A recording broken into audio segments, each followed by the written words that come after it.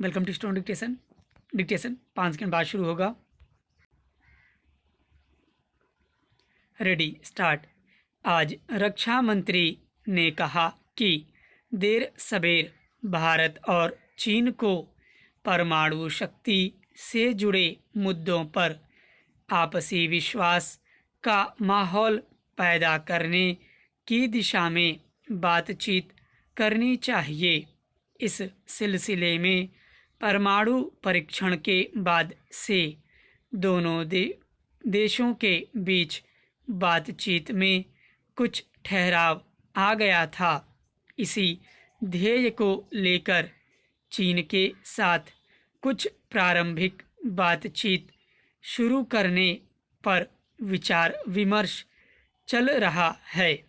उन्होंने इस बारे में कहा है कि हमारी मूल चिंता का विषय भारत की भौगोलिक और राजनीतिक स्थिति है। इसी मुद्दे पर चीन और पाकिस्तान के सामरिक संबंध इस विषय के दायरे में मापे जाने चाहिए।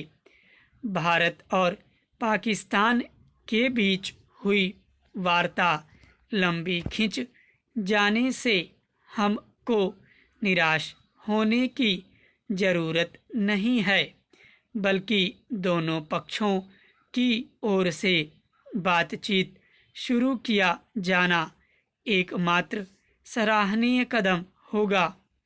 अमेरिका भी भारत से कुछ निश्चित अपेक्षाएं रखता है जिन्हें स्वीकार नहीं किया जा सकता।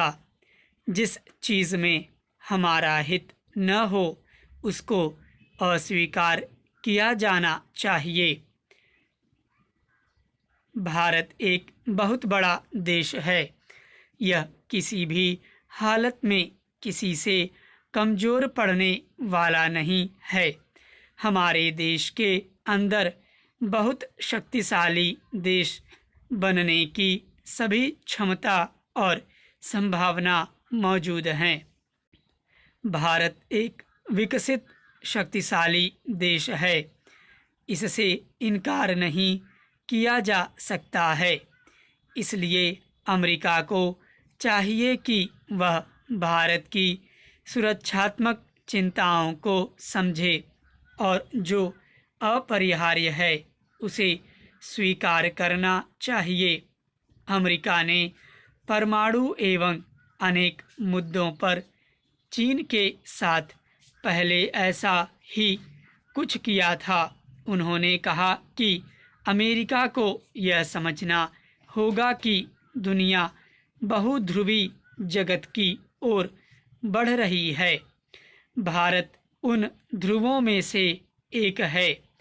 अपने एक महत्वपूर्ण बयान में रक्षा मंत्री ने कहा है कि यदि उग्रवादियों को लोकतांत्रिक प्रक्रिया में शामिल कर स्वतंत्र और निष्पक्ष चुनाव के जरिए प्रशासन में भागीदार बनने का अवसर दिया जाए तो कुछ स्थानों पर इस विवाद का एक राजनीतिक समाधान खोजा जा सकता है।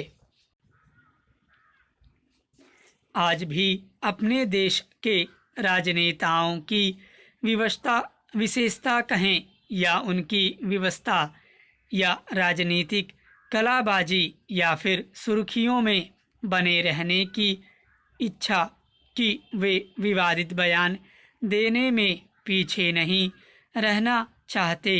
यह अलग बात है कि बाद में क्षमा मांगना पड़े।